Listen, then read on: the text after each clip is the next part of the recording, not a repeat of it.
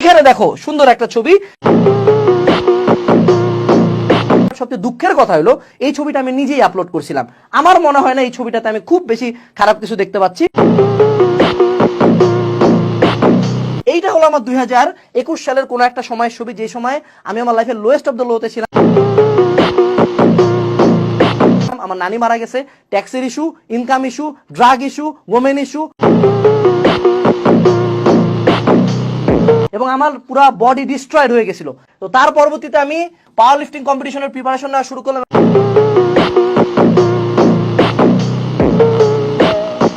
এই দুইটা ছবির মধ্যে ওয়েট ডিফারেন্স হলো 10 KG muscle mass and fat আমি গেইন করছিলাম।